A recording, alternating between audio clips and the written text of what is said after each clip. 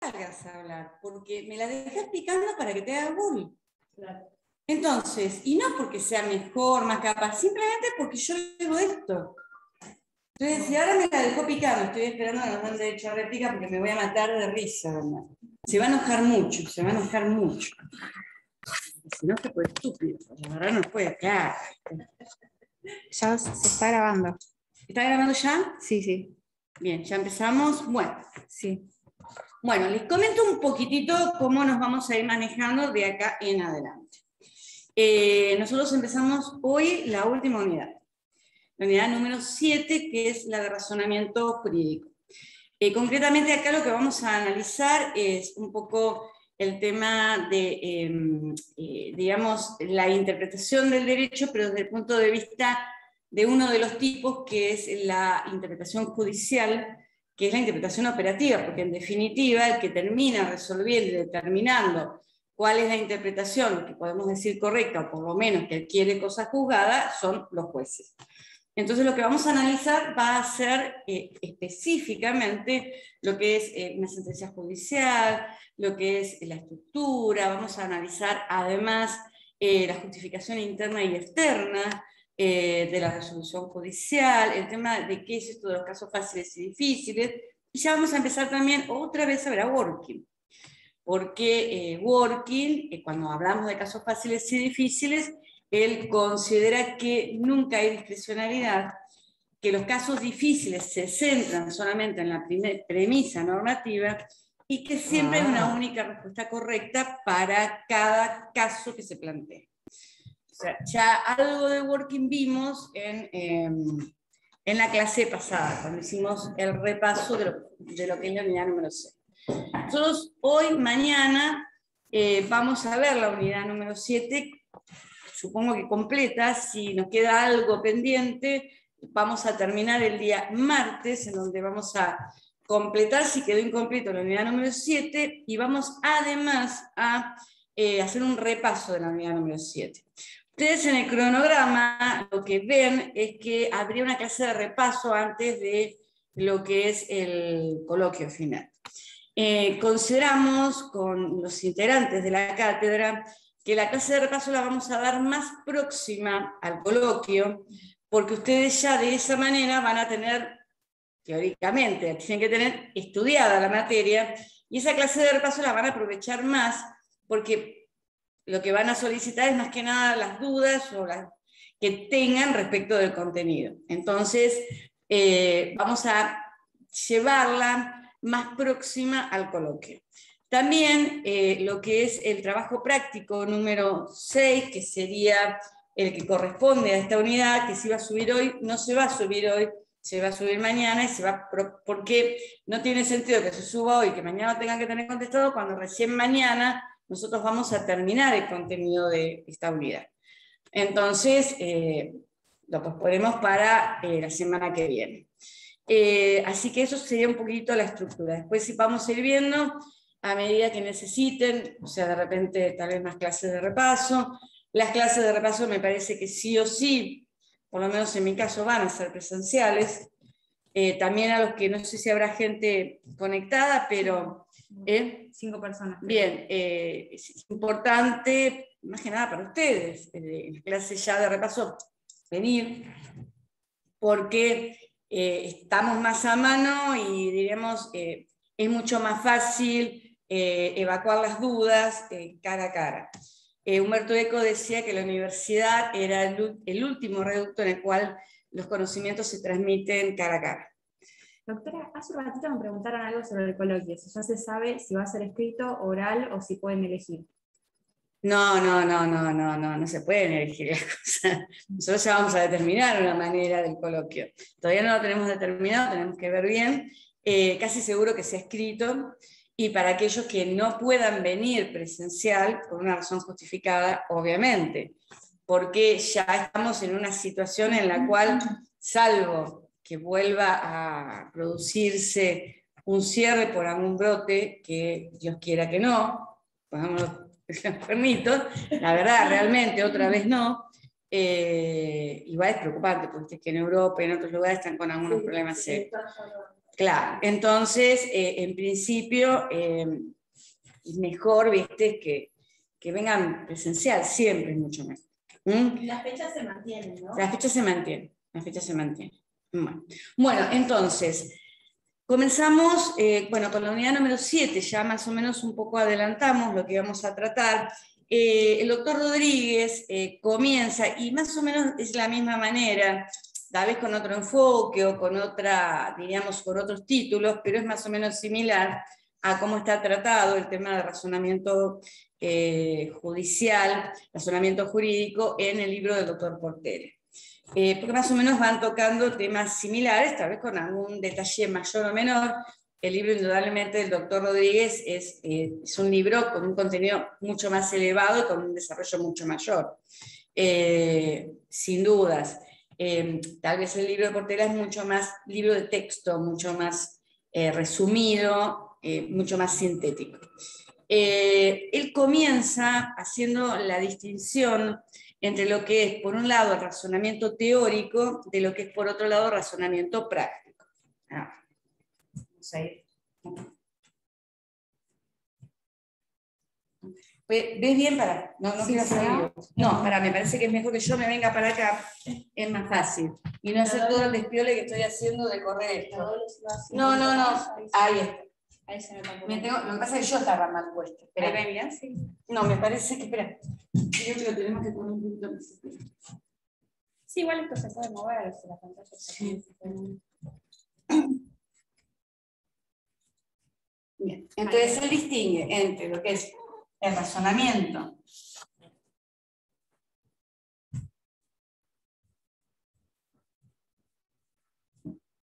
teórico del razonamiento práctico.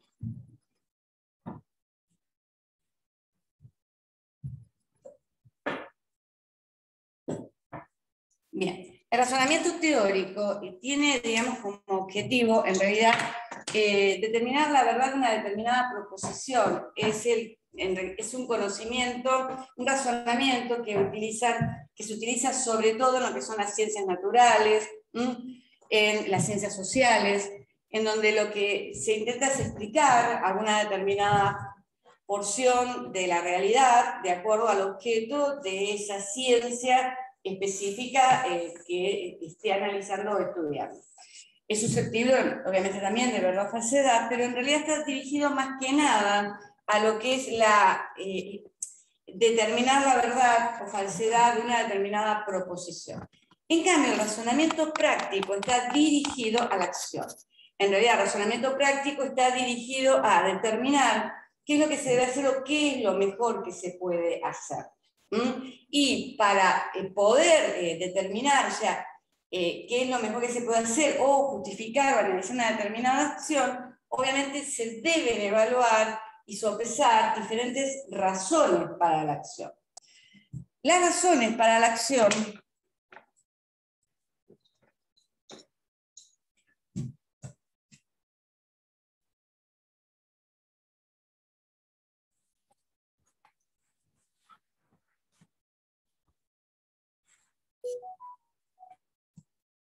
las podemos dividir o clasificar en explicativas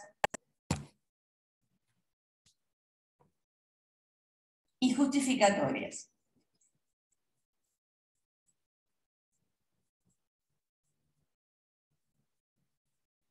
Las razones para la acción explicativa es lo que tienen, digamos, como objetivo, es explicar por qué una persona obra de una determinada manera. En realidad, las razones para la acción explicativas las relacionamos con el tema de la psicología. O sea, en realidad lo que intenta explicar es por qué una persona actúa de una cierta manera. Es un tema, diríamos, de análisis de tipo psicológico, que lleva a una persona a actuar de una determinada manera. En cambio, las razones justificatorias lo que intentan en realidad es determinar si la acción que uno ha realizado se encuentra argumentada o, digamos, justificada por determinadas razones que pueden ser de variado tipo. O sea, ¿por qué una persona, o sea, justificar por qué una persona realiza una determinada acción? Entonces, esas razones pueden ser prudenciales. Una persona realiza una determinada acción simplemente porque sabe que si realiza una acción diferente o contraria o no realiza esa acción puede sufrir un perjuicio. Hay personas que actúan de una determinada manera porque consideran que esa conducta se encuentra justificada moralmente, porque es una extensión de lo que sería su sistema, su escala moral. O sea, hay diferentes razones para hablar. Toda razón justificatoria completa debe, en realidad, contener como complemento operativo una norma. Una norma ya sea de tipo jurídico o una norma de tipo moral, porque también hay normas de tipo moral. Entonces, digamos, resumiendo, las razones para la acción explicativas, en realidad lo que intentan es, lo que buscan es explicar o describir por qué una persona actúa de una determinada manera y está relacionada con un análisis psicológico de la persona. En cambio, las razones justificatorias están relacionadas con una norma, o sea, por qué una determinada acción, o sea, intentan determinar la justificación normativa de una determinada conducta.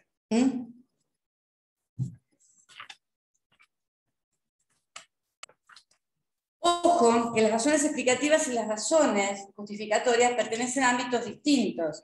O sea, el hecho de que una persona, o sea, tenga una determinada motivación no está relacionado de repente con la conducta que realice. Esto quiere decir que uno a veces realiza una determinada conducta no porque esté motivado, sino simplemente por una cuestión prudencial. O porque está obligado a realizar algo, pero no porque esté motivado a realizar una determinada conducta. Entonces van por carriles distintos. Chicos, ¿les puedo pedir un favor? ¿Pueden sacar ustedes todo de esto que ¿Qué pasó? casi no tengo batería? Sí. No, que un compañero pide foto, digamos, de pizarrón que no se ve bien, pero yo casi no tengo batería, entonces no sé si lo puedo sacar. Bien.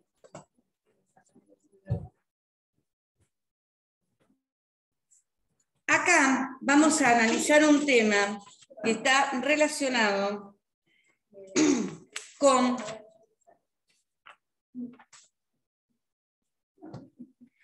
un tema que nosotros ya habíamos visto en su momento, que está relacionado con lo que les acabo de explicar entre las razones explicativas y justificatorias. ¿Cuál es esta relación? Voy a ver si cambiando la instrucción.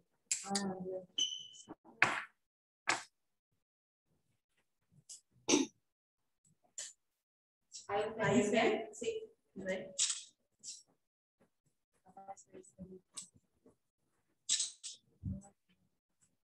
El tema que se plantea respecto a lo que es las razones más que nada justificatorias está relacionado con el tema de si las normas jurídicas resultan, diríamos, razones para la acción. O sea, si resultan razones justificatorias para determinadas acciones.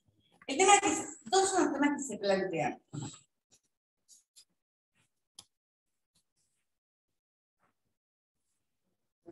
¿Ustedes recuerdan cuando nosotros estuvimos viendo en la primera unidad el tema de la relación entre el lenguaje y la norma?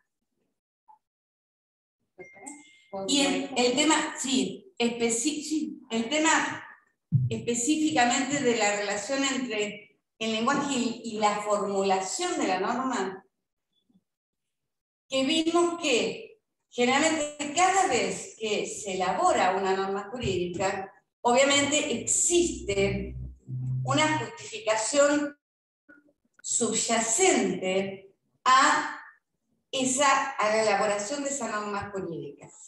Las normas jurídicas están generalmente, o la mayor parte sobre todo, en los sistemas codificados, en el sistema continental romanista, están formuladas en lenguaje, en la manera que se tienen de darse a conocer.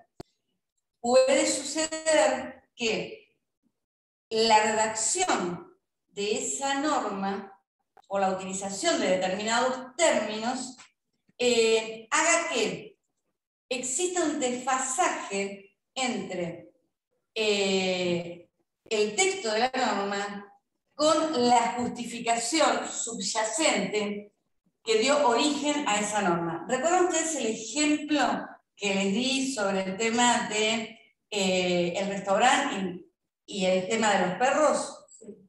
Bien. Entonces puede suceder que nos encontremos con situaciones, de acuerdo a la formulación en lenguaje de la norma, de sobreinclusión, o sea, de incluir más casos de aquellos que se pretendió, o de subinclusión, o sea, de dejar fuera a casos que se hubiesen querido incluir.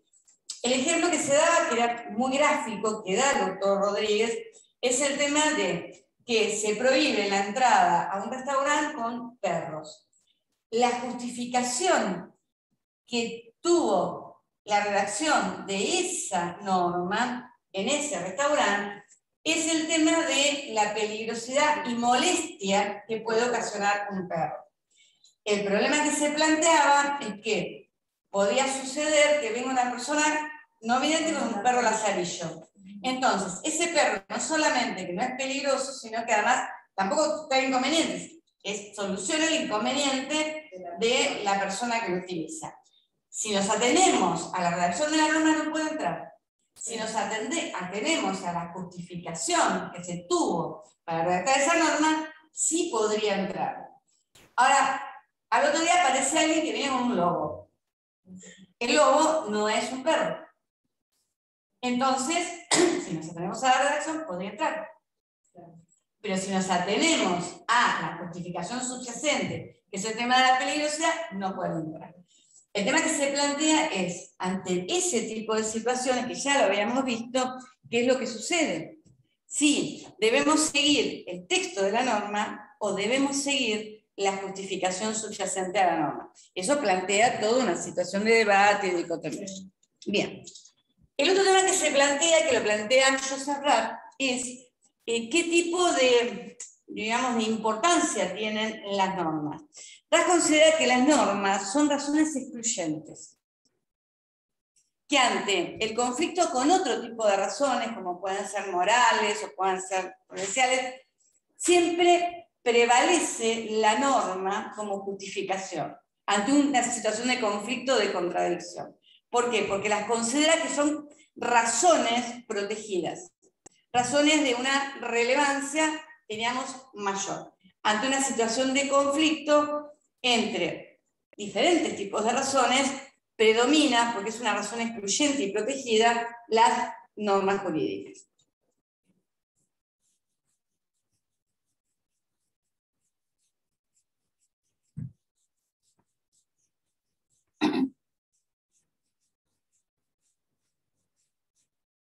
Bien. ¿Hasta acá bien? Bien. Bueno. Hay a su vez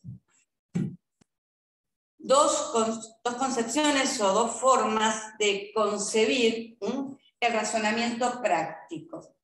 Porque en definitiva el razonamiento práctico es también un razonamiento que tiene la forma de un silogismo, en donde obviamente en la conclusión lo que aparece es más que nada una determinada acción o conducta. O sea, nos dice exactamente cómo se debe actuar. Entonces, hay dos posiciones que tratan de ver cómo funciona el razonamiento práctico.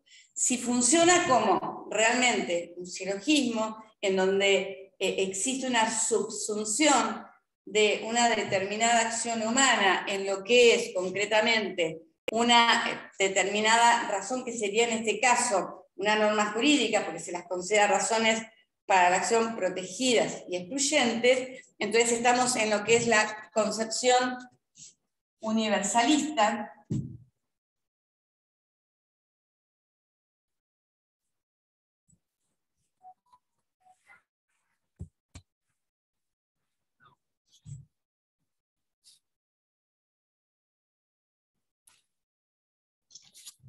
y por un lado, o la otra concepción que es particularista.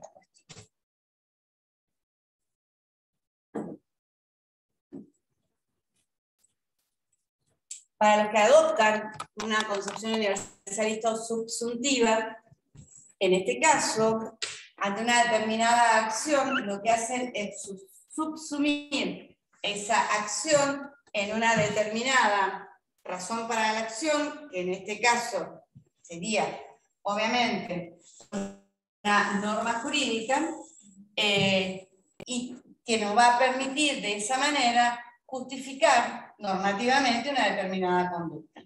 En cambio, que sostiene una concepción particularista, consideran que ante cada situación se debe analizar la situación en particular para determinar cuáles son las razones que justifican dicha acción, dicha conducta.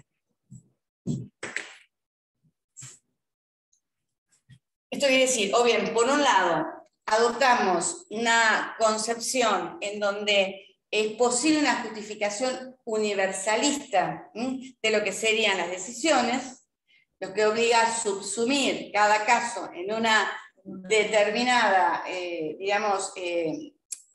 norma jurídica, o consideramos que eso no es posible, que cada, decisión se debe, justificar de manera particular, o sea que cada conducta determinada, cada acción, exige un tratamiento particular, no una subsunción en un caso general.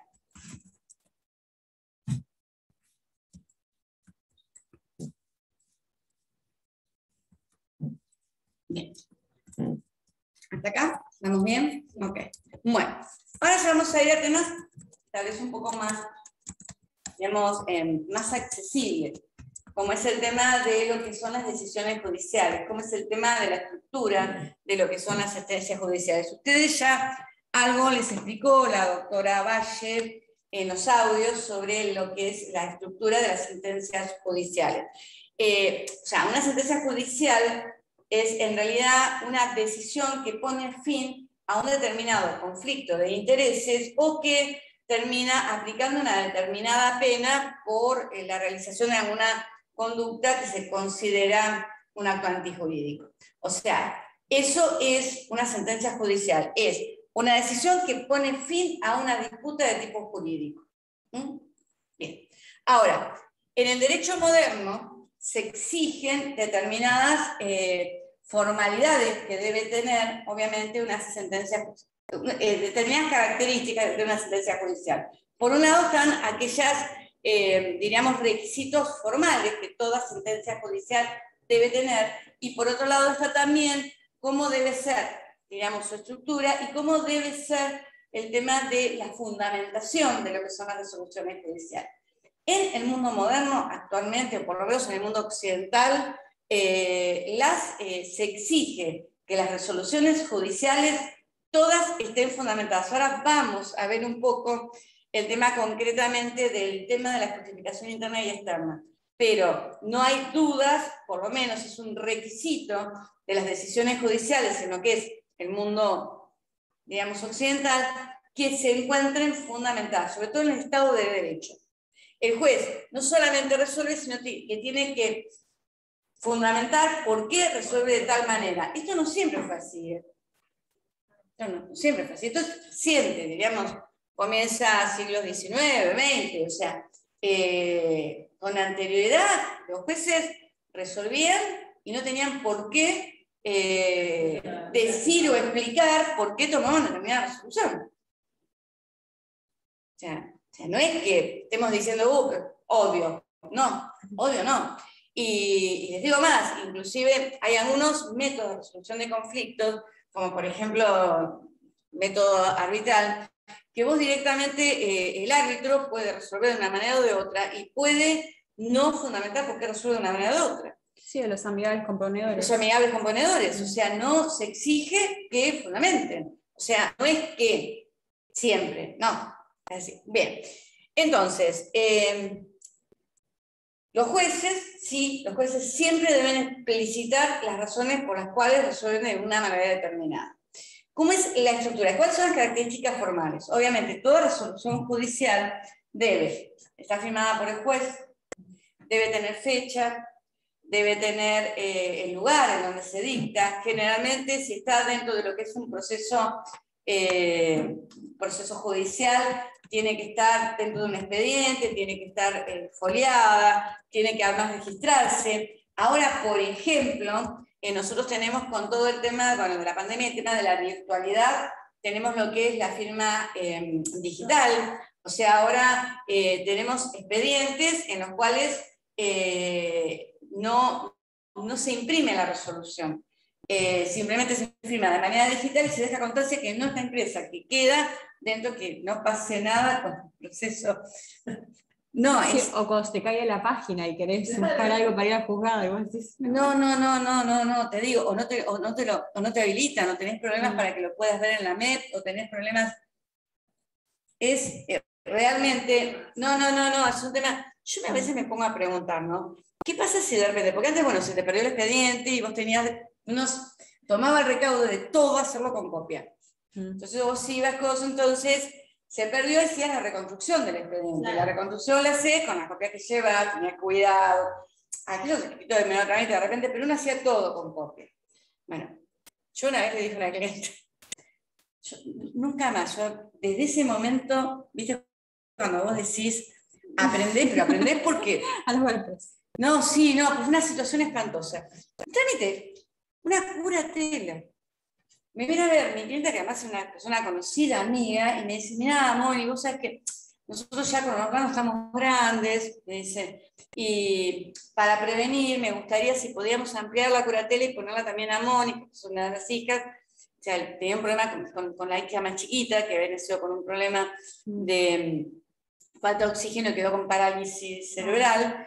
Y me dice, por lo menos así yo me quedo tranquila, ya Mónica está con... Bueno, le digo, mira, necesito que me traigas el acta de nacimiento de Mónica para acreditar el tema del parentesco. Y no, a ver, problema, realmente muy sencillo. Y me dice, tengo una libreta familia. Digo, tráemela porque si bien no es documento, para el expediente sí sirve y ahí estaban todos los datos. Y me dice, me dice, te juro, todavía me acuerdo. Pero te tengo que dejar el original, sí, necesito que me dejes el original para contarlo. No me lo van a perder, ¿no? No, ¿cómo te lo van a perder? Lo perdieron. Se lo perdieron. Encima cuando voy a jugar le digo, ¿cómo es que lo perdieron?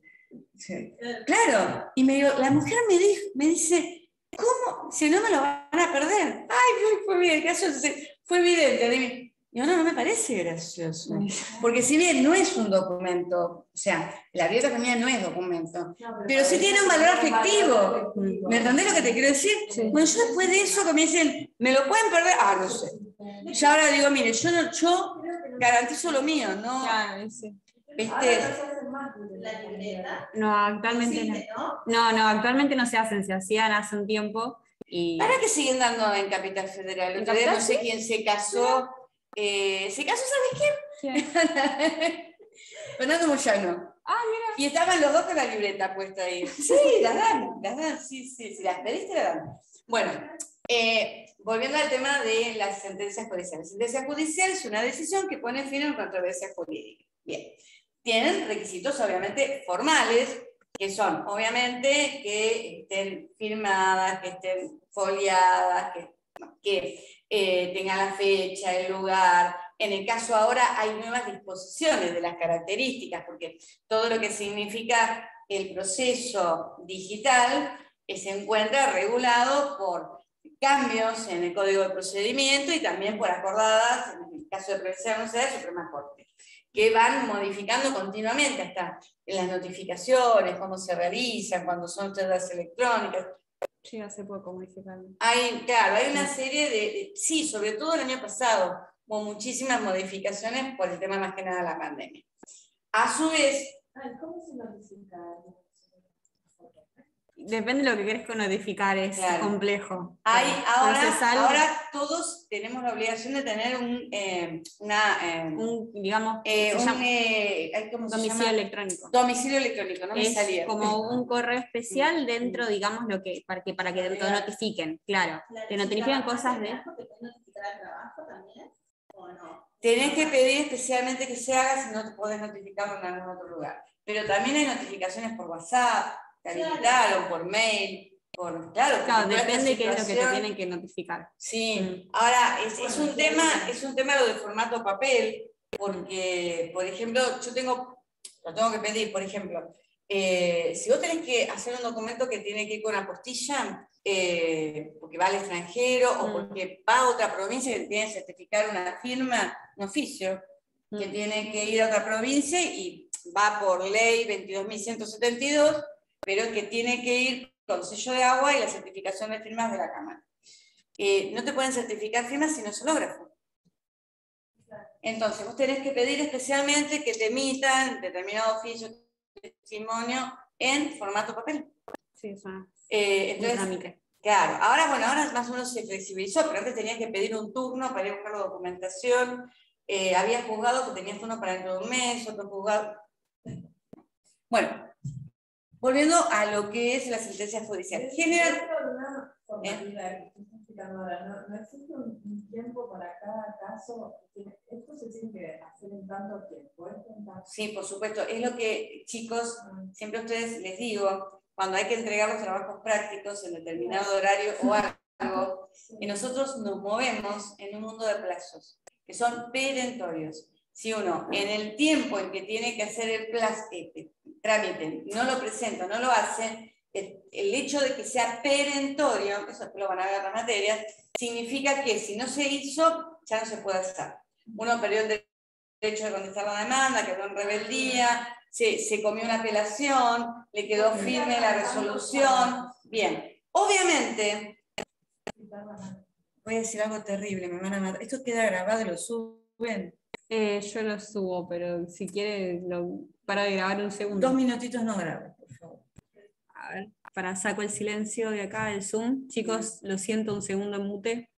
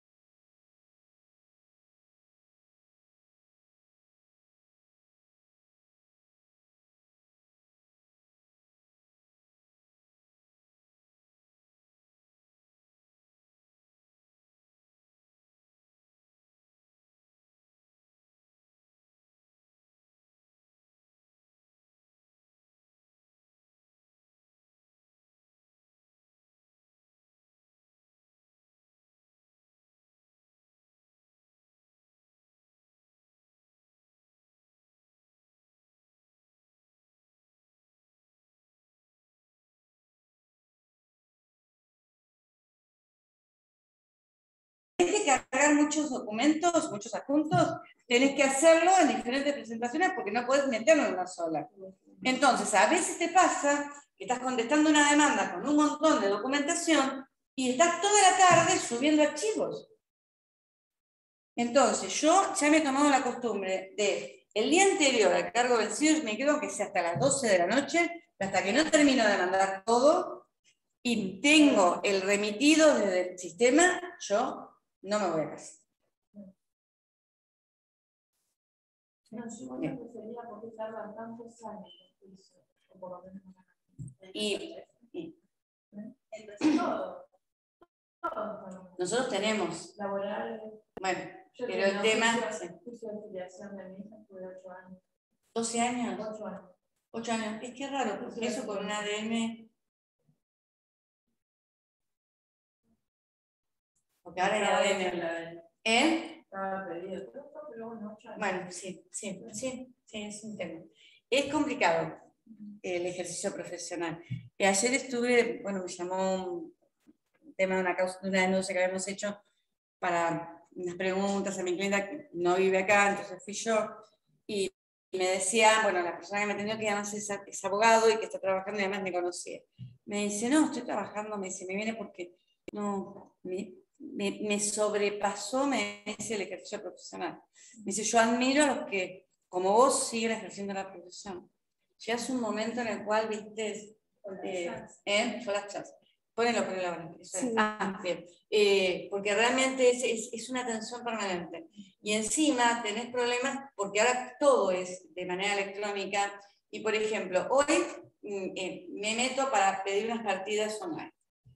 Entonces empiezo, pido y pedí. O sea, no pedí ninguna, controlé dos que había pedido, a ver si estaban, una estaba y la otra estaba en proceso. Y cuando voy a pedir una, me dice que tenía que, si no tenía el número de documento, tenía que pagar búsqueda, qué sé yo. Sí, 400. Entonces, sí, pero bueno, vuelvo a salir, qué sé yo, llamo a mi clienta para ver si tenía los documentos, y los tenía, para no pedir de repente búsqueda, y cuando voy a entrar me dice, error, usted ya pidió mucho.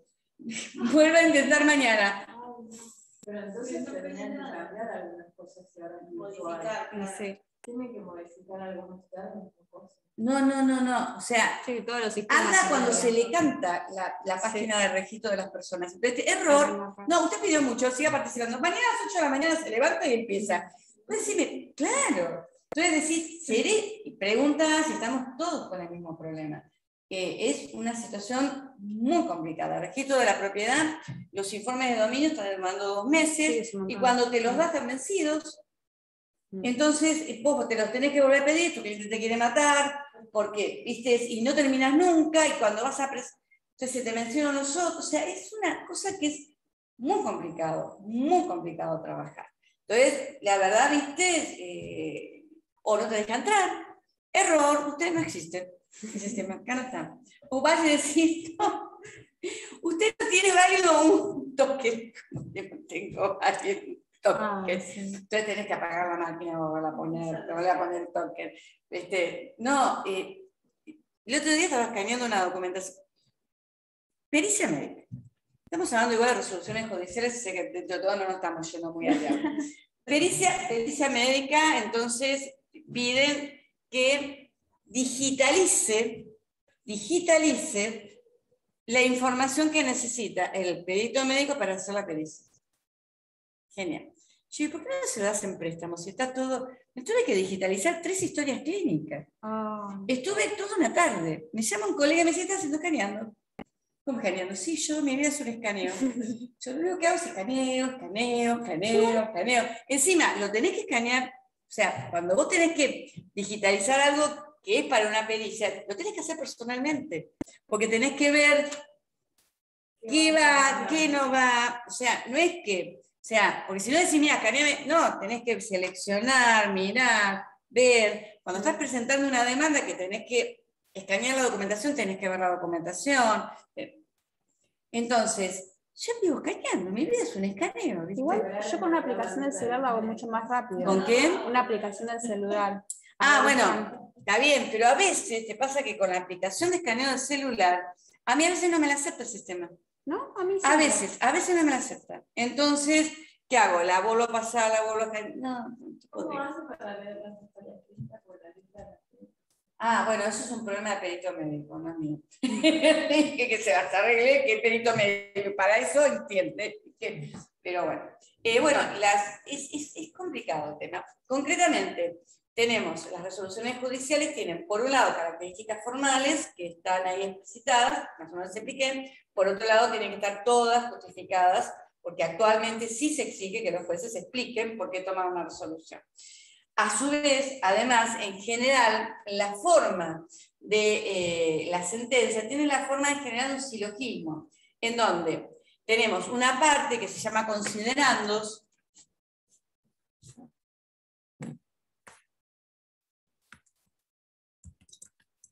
en donde encontramos la premisa normativa,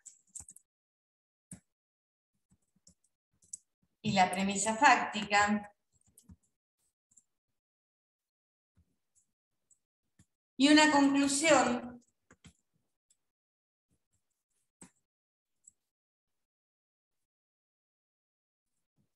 que es el fallo o resolución. Que tiene la forma realmente de lo que sería un silogismo. No, se lo llama también silogismo judicial.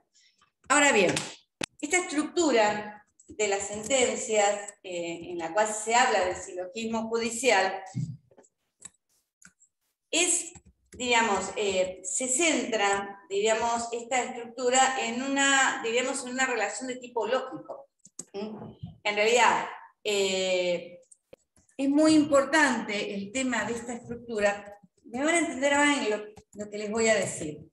Un silogismo es, en realidad, un razonamiento de tipo deductivo en donde se parte de premisas y la conclusión, en realidad, ya está contenida en las premisas de las cuales se parte. O sea, yo cuando realizo una resolución judicial, establezco la premisa normativa, cuáles van a ser las normas en las cuales voy a subsumir el caso que me han traído en análisis y a través de esa subsunción saco el fallo o resolución.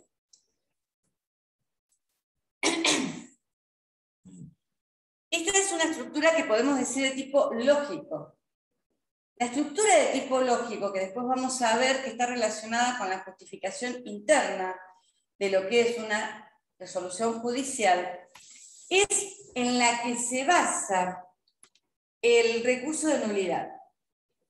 Cuando nosotros queremos, por ejemplo, determinar o atacar una resolución por considerarla nula, en realidad lo que estamos atacando es que esa resolución judicial no resulta lógicamente correcta. O sea, no es una deducción lógica correcta. Les doy un ejemplo para que les quede claro. O sea, yo les dije que para que sea una deducción lógica correcta, es necesario que la conclusión ya esté contenida en las premisas de las cuales se parte. Si la conclusión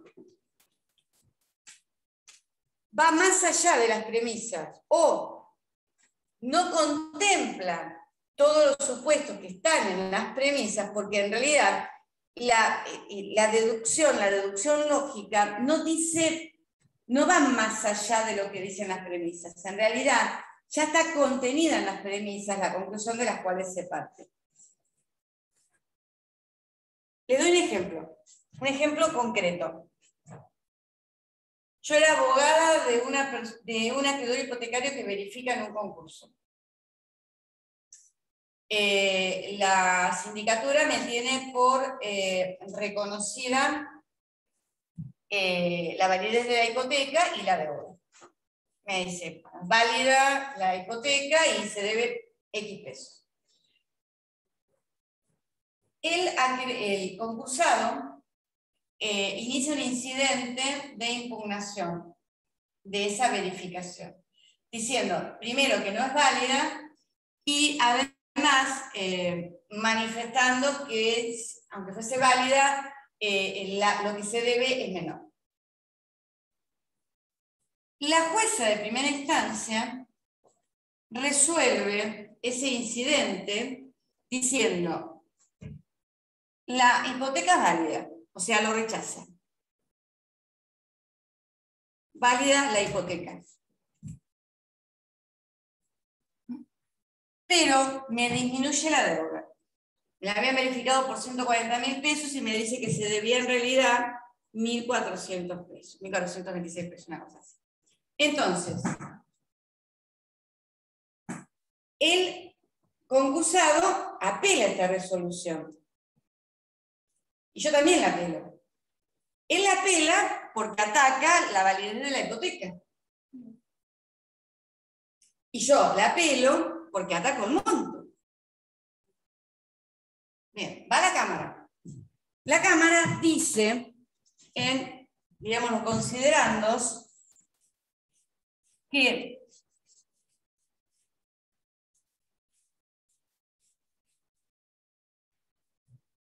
viene a conocimiento de la sala porque lo tiene que hacer, la resolución tal, el concursado ataca diciendo, impugnando la validez de la hipoteca, el acreedor hipotecario por el monto que determinó el juez de primera instancia. Bien, analizan todo lo que digo yo, lo que dice la otra parte, resuelven. No hacen lugar al recurso de apelación interpuesto por el concursado declarando válida la hipoteca. Y nada más. No me resolvieron nada de montos. Nada. Nada. ¿Entienden lo que es una hipoteca, lo que es todo esto? Sí, una hipoteca es cuando vos, por ejemplo, pedís un préstamo o algo. Sí, te lo garantizan con una hipoteca sobre un inmueble. Bien. Entonces, ¿qué? Yo leo la resolución y digo, bárbaro, la hipoteca es válida. Rechazaron el recurso. ¿Y de lo que yo planteé? Entonces, vuelvo a leer la resolución. La leí 500.000 veces. Yo se comieron una hoja. No puede ser, ¿viste? La miraba de adelante para atrás. Decía, pero si acá dicen que yo también apelé. No me resolvieron mi apelación. Entonces, esa sentencia era lógicamente nula. ¿Por qué? Porque había un tema que tenían que resolver en las premisas y que en la conclusión no aparece. Ni blanco ni negro. Nada.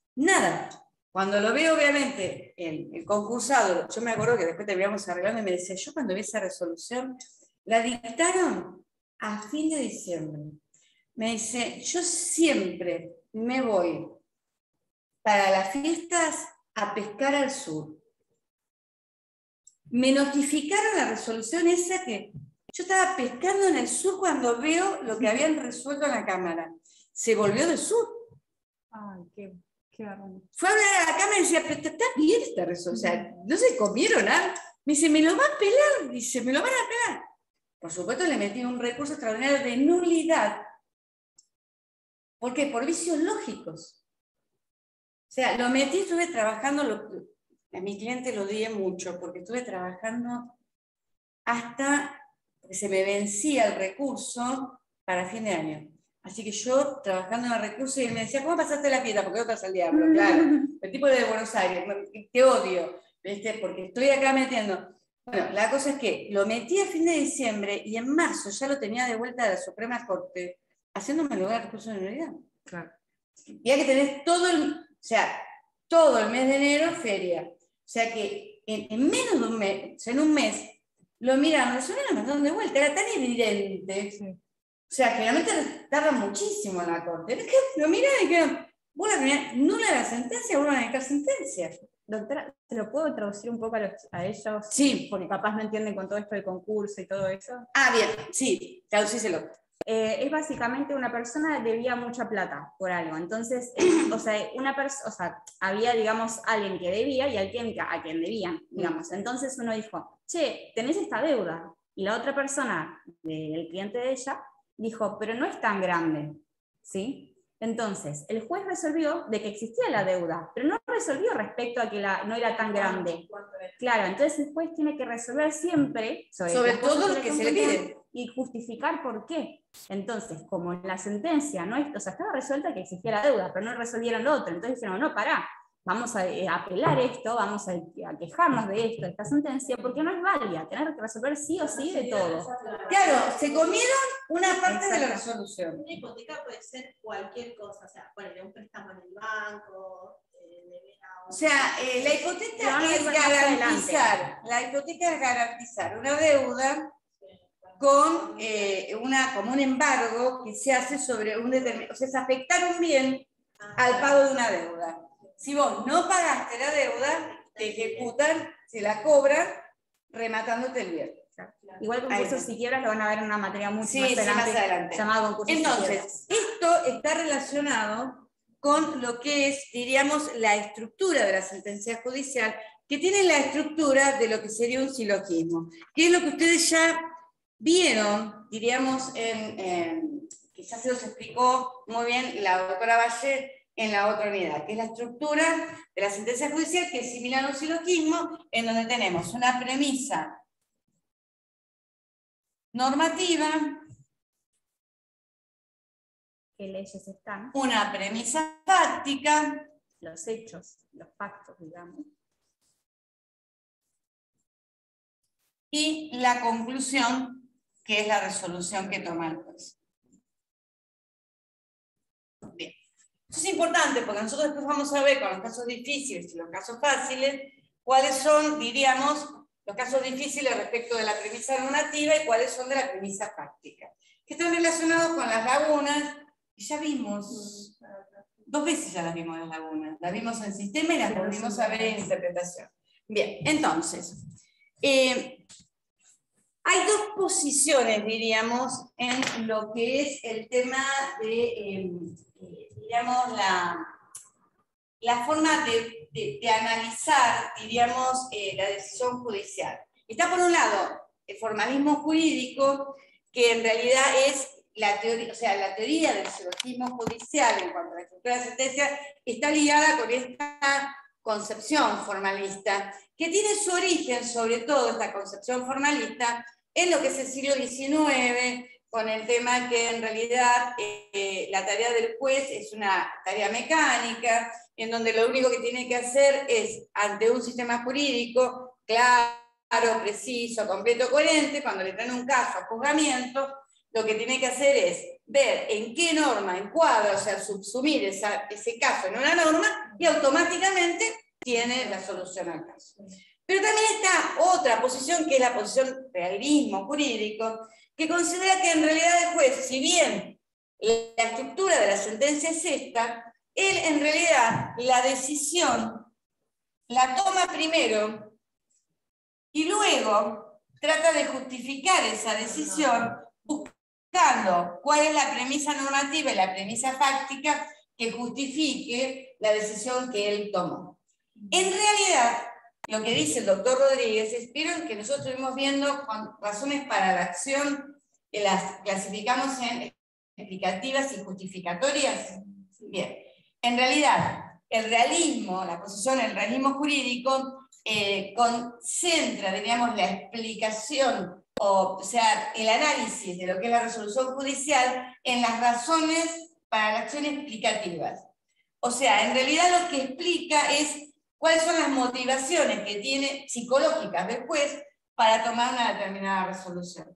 En cambio, el formalismo jurídico centra el análisis de la resolución judicial en las razones para la acción justificatorias, que son aquellas razones que pueden ser normas jurídicas, que pueden ser razones morales, razones prudenciales, que justifican la toma de una determinada decisión jurídica. ¿Queda claro? Bien, bueno.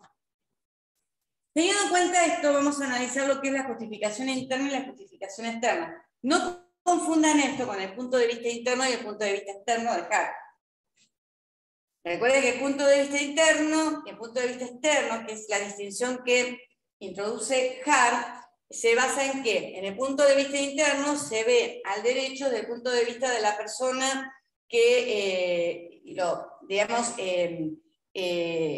lo respeta, lo aplica, lo acata, lo obedece. En cambio, el punto de vista externo es el de la persona que ve al sistema jurídico desde el punto de vista de un observador externo que describe cuáles son sus características, su contenido. No, acá cuando hablamos de justificación interna y de justificación externa del fallo judicial, esta distinción la establece Wroblewski, que ya lo habíamos visto en la interpretación. Desconozco cómo se pronuncia. ¿Lo pronuncio bien? Wroblewski. Creo que sí. Para mí es polaco. Es un apellido polaco de acá. Sí. Bien. Wroblewski. Bueno, él es el que introduce esta distinción entre justificación interna y externa de las decisiones judiciales. Cuando habla de esta distinción entre justificación interna y externa, él dice que la justificación interna se vincula con la validez formal de la resolución judicial. O sea, con el respeto de lo que es este silogismo judicial, esta deducción de razonamiento eminentemente, diríamos, lógico. O sea, se agota, diríamos, la justificación interna en que esta resolución sea válida lógicamente. Que sea digamos, un razonamiento desde el punto de vista de un análisis lógico o estructural, formal, correcto. Esta sería lo que considera justificación interna de la resolución. En cambio, dice que la justificación externa está dada por el análisis que se realiza desde fuera del fallo y que está relacionada con la menor o mayor justificación que las premisas de ese silogismo judicial tengan. Es decir, ¿qué es lo que dice la teoría de la argumentación respecto a la justificación interna y externa?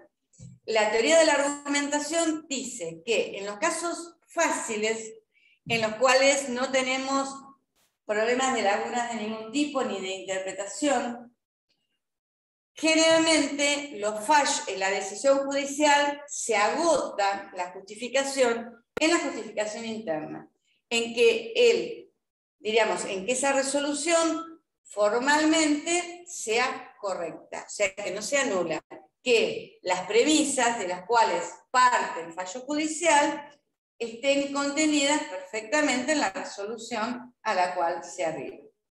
Pero que en los casos difíciles, en los cuales tenemos problemas de interpretación o de lagunas, ya sea en la premisa normativa o en la fáctica, se requiere una justificación además externa. Se requiere justificar por qué se eligen determinar la premisa normativa y por qué se elige una determinada premisa fáctica. Es lo que dice. Ahora bien, esta distinción entre justificación interna, o sea, casos fáciles se agotan la justificación interna, casos difíciles requerimos además una justificación externa, no es tan así, porque actualmente, de acuerdo a las características del Estado de Derecho, toda decisión judicial debe estar justificada interna y externamente. Pero además, teniendo en cuenta esto, hay algunos autores que consideran que hacen una distinción aún mayor entre justificación interna y externa.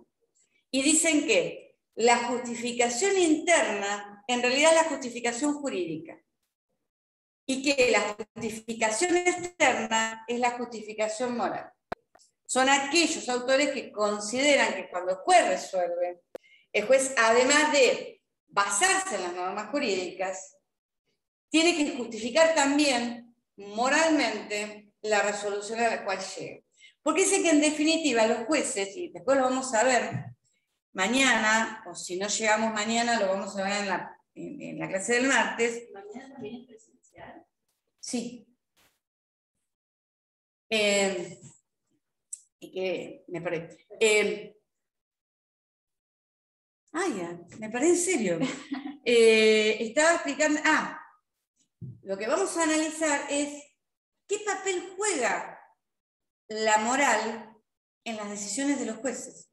Claro, estaba pensando, porque no es lo mismo un juez cualquier. O sea, porque en definitiva, todos los jueces, todos, o sea, las personas no somos amorales. Claro. O sea, todos tenemos una determinada escala de valores. ¿Y cómo se introduce el tema de la moralidad en la decisión judicial? Porque los jueces, cuando tienen que decidir, siempre valoran. Tienen que valorar y tienen que preferir qué premisa normativa van a tomar. Tienen que además, o sea, analizar la premisa. O sea, siempre, o sea, no es mecánica la actividad del juez. Al cual le viene un caso y tiene primero que determinar cuál es la extensión de ese caso, qué es lo que se probó, qué es lo que no se probó, o sea, determinar la premisa fáctica. Y también tiene que determinar cuál va a ser la premisa normativa que se va a adecuar a esa premisa fáctica. O sea, eso lo vamos a ver, diríamos, ¿cómo se llama? En esta unidad también. Pero el tema de la moral en las resoluciones judiciales no es un tema menor. Bien, entonces, volvamos.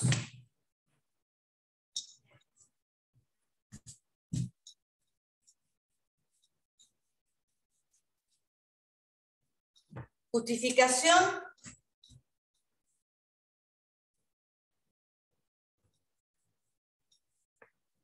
interna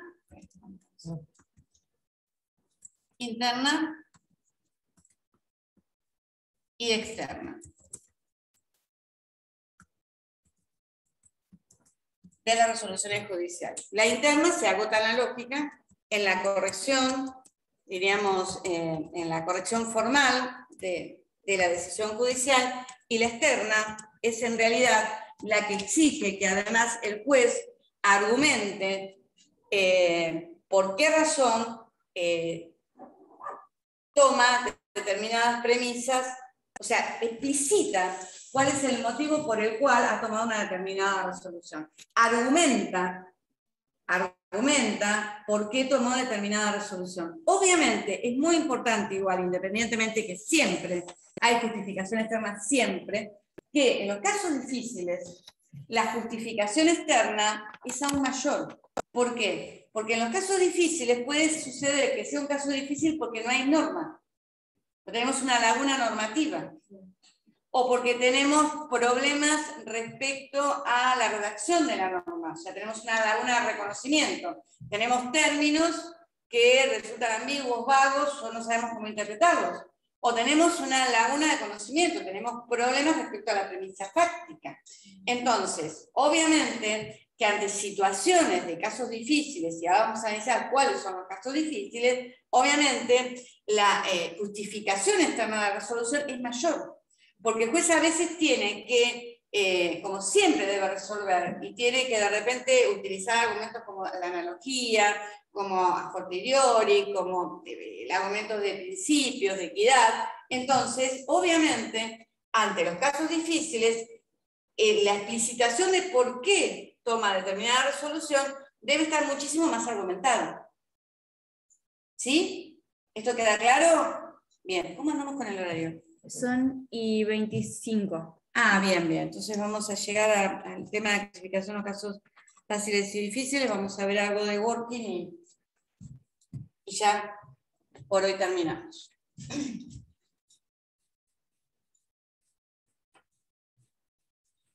Como ustedes vieron, acá volvimos a ver el tema de la relación entre la formulación de la norma con el lenguaje. O sea, son temas que ya los vimos. Volvimos a ver un poco el tema del realismo jurídico, de la posición dogmática, cuando vimos diferentes formas de analizar. Y ahora vamos otra vez nuevamente a ver el tema de las lagunas. Porque los casos difíciles son casos de lagunas.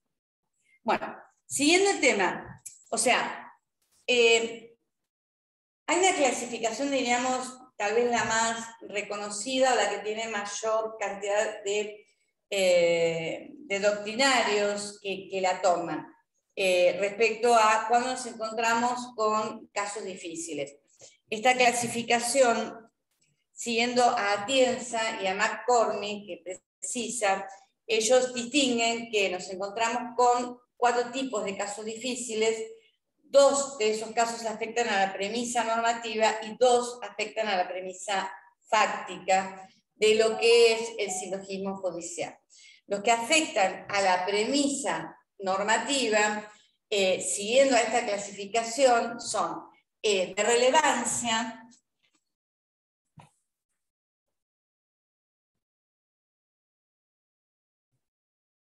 y de interpretación.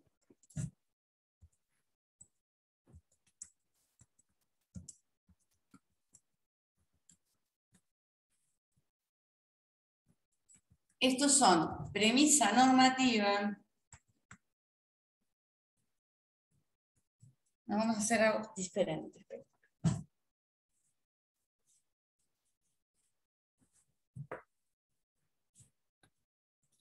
Casos difíciles.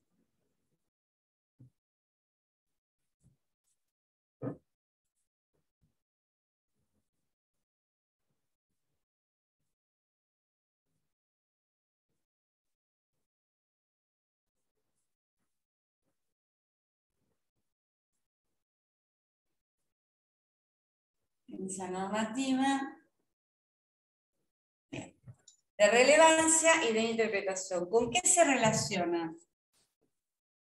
¿Con qué tipo de lagunas?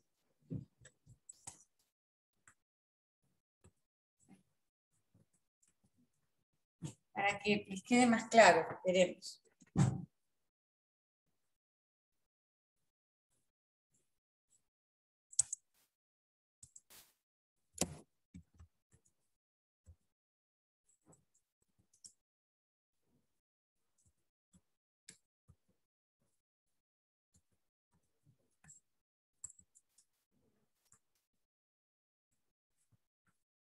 Los casos difíciles.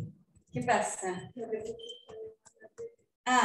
Los casos difíciles que afectan a la premisa normativa, según la clasificación de Attienza y McCormick, resultan ser de relevancia y de interpretación. Los casos difíciles de relevancia, en realidad nos encontramos aquí ante lagunas de tipo normativo. Acá lo que nos sucede es que no sabemos si existe una norma que se pueda aplicar en determinado caso. Acá hay una laguna de tipo normativo, en el caso de caso difícil de relevancia. En cambio, en los casos de caso difícil de interpretación nos encontramos con una laguna de reconocimiento. Recuerden que es cuando tenemos problemas respecto a la redacción de la norma y que en realidad se han utilizado términos que pueden ser ambiguos, que pueden adolecer de vaguedad o de fuerza en las oraciones, y tenemos dudas respecto a cuál es la interpretación correcta. O sea, tienen varias interpretaciones y eso nos lleva a que podemos tener diferentes decisiones de acuerdo a la interpretación que uno elija.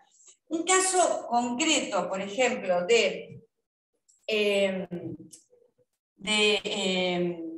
difícil de interpretación, o sea que es una laguna de reconocimiento en nuestro ordenamiento jurídico, es el tema de la tentativa.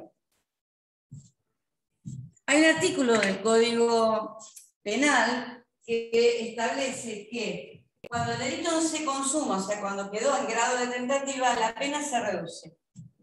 Y está redactado de la siguiente manera: se reduce de 1/3 a la mitad. De 1/3 a la mitad. El problema es que las calificaciones, o sea, cuando se establece la pena, los delitos dicen, por ejemplo, se ha reprimido de un mes a 2 años aquel que se apoderara ilegítimamente de una cosa mueble, parcial o totalmente ajena, delito de hurto. Bien, perfecto. Las escalas van, o sea, de un mínimo a un máximo. Todas las escalas penales. El juez, dentro de ese mínimo, de ese máximo, teniendo en cuenta las características del hecho, las características de la persona, si tenía o no tenía antecedentes o qué sé yo, establece entre 1 mes y 2 años una determinada pena. El tema que se plantea es que cuando el delito no se consumó y quedó en grado de tentativa, esa escala penal se reduce de 1/3 a la mitad. Ahora, 1/3 del mínimo y la mitad del máximo, o la mitad del mínimo y 1/3 del máximo. Porque da diferentes escalas. O sea, si yo le aplico el 1/3, reduzco al mínimo y no al máximo. Depende cómo lo aplique, las escalas son distintas. Ese es un típico problema de interpretación que tenemos. Por ejemplo, un caso de laguna normativa. El problema que se planteaba respecto a, tenemos una laguna normativa, si el delito de hurto se aplica o no al hurto de energía eléctrica. Porque se discutía si la energía eléctrica era una cosa. El delito de hurto establece que es aquel que se apodera ilegítimamente de una cosa mueble, total o parcialmente ajena. ¿La energía eléctrica qué es? ¿Es una cosa mueble? Claro, no. Mueble como algo tangible, básicamente. Tangible, exacto, claro. Bien. Después tenemos premisa fáctica. Y hay 2 supuestos también, que es de prueba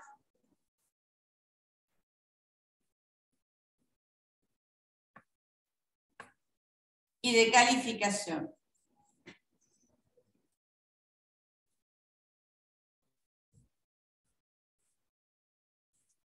La de prueba está relacionada con la laguna de conocimiento.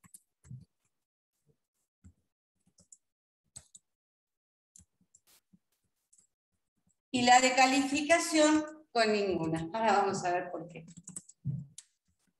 ¿Sabes qué? Siempre yo tuve la duda cuando me puse a hablar, a ver el libro de Jorge, Jorge piensa lo mismo que pensaba yo.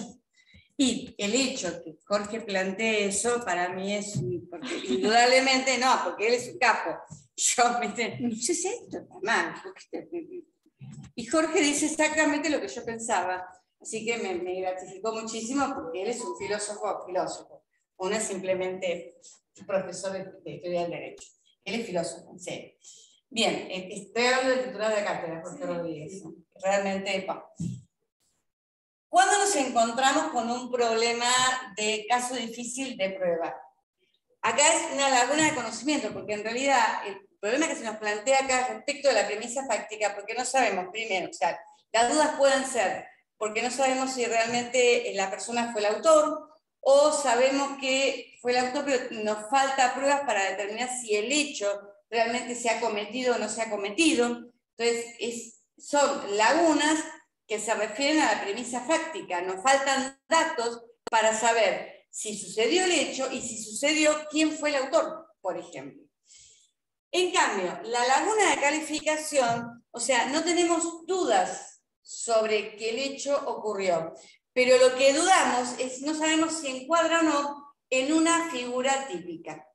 Por ejemplo, un ejemplo es en la anterior redacción, el tema del la anterior redacción de cómo estaban legislados los delitos referidos a temas sexuales, que además estaban bajo un título que era delitos contra la honestidad, el tema del sexo oral, si era realmente considerado o no una violación o era diríamos, un abuso de tipo sexual. Entonces, era la duda que teníamos en qué calificación entraba. Lo que sucede es que en realidad acá no es un problema de la premisa fáctica, porque acá no tenemos dudas respecto a que sucedió un determinado hecho y cómo sucedió y quién fue el autor. El problema en realidad es un problema de la premisa normativa que no sabemos si encuadra o no. En realidad sí, mira, es una relación entre la premisa fáctica con la premisa normativa. O sea, es más que nada un problema de relevancia en realidad. Yo tengo el hecho, pero no sé si encuadra en una determinada norma. Es una relación entre la premisa fáctica y la premisa normativa, no un problema de la premisa fáctica. Porque no tenemos dudas que el hecho ocurrió y cómo ocurrió y quién fue el autor. Lo que no sabemos es si resulta un hecho típico. Típico significa que encuadre perfectamente en un tipo penal. ¿Por qué? Porque en materia penal un hecho es delito si encuadra de forma específica en todas las características que existe el tipo penal. Si hay una característica de ese tipo que no se da, no es un hecho típico y no es delito. Bien. Vayamos, ¿esto se entendió? Sí. Bien. Bueno, entonces, para ya terminar, vamos a hablar de nuestro amigo Ronald Dworkin. No me miren, sí, ¿qué le pasa? Nuestro amigo Ronald Dworkin. ¿No es nuestro amigo, chicos, los que están allá? Sí, es nuestro amigo. Vieron que acá nosotros nos movemos con Kelsen-Hart Dworkin en general, diríamos lo que. Vieron que es molesto Dworkin, porque agarra y lo critica Hart, y critica positivismo jurídico, critica la tesis de la discrecionalidad, de las fuentes sociales, y es molesto, ¿viste? Es molesto. Bueno, ¿qué dice Dworkin? Dworkin en realidad, cuando habla de casos difíciles, para él lo centra en la premisa normativa. Punto. ¿Por qué lo centra en la premisa normativa? Porque él dice que en definitiva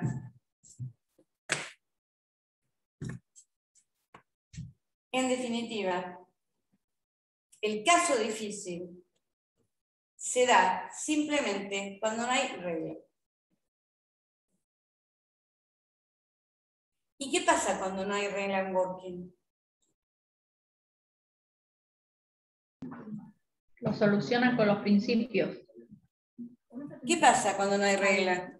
Ahí dijeron. Solucionan con los principios. ¿Qué estás diciendo? Más fuerte. Respecto a los principios, se solucionan con los principios. Claro. Cuando no hay reglas, no hay problema. Están los principios. Entonces, no hay caso difícil.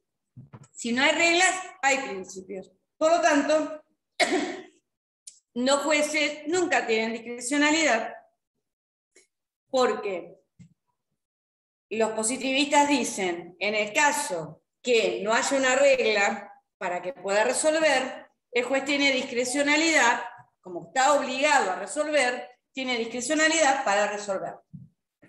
Working dice, no. Si no hay reglas, hay principios. Y los jueces están obligados a aplicar los principios. Entonces, nunca hay discrecionalidad. Además, Working dice que hay una sola y única respuesta correcta para cada caso. Siempre. Y el juez tiene que ser lo suficientemente hábil y sabio y conocedor de la realidad y de las normas para encontrar esa única respuesta correcta. Bien, con esto terminamos por hoy. Mañana continuamos, vamos a ver bastante más de working. Vamos a avanzar un poquitito en el tema de la distinción entre reglas y principios y el tema de la discrecionalidad y en definitiva qué son las reglas. Vamos a ver también un poco cómo resuelven el juez cuando el problema de interpretación se nos da entre principios de la misma raigambre de la misma nivel de jerarquía, que son principios de tipo constitucional, que ahí los jueces lo que hacen es ponderar para cada caso particular cuál es el principio que prevalece. Ahí actúan como working. Ahí actúan como working porque es lo que tienen que hacer. Yo tengo dos principios constitucionales que están afectando a un caso, tengo que determinar o ponderar para ese caso cuál va a ser el principio constitucional que va a predominar. Bueno, ¿qué hora estamos bien? Estamos más o menos. A ver, ya le digo. Son y 41. Ah, bien. Hoy manejé bastante bien los que... Bueno, chicos, nos vemos mañana. Los que me quieran ver en directo pueden venir. Sí. Bueno, profe, Bien, buenas chicos. noches. Hasta mañana.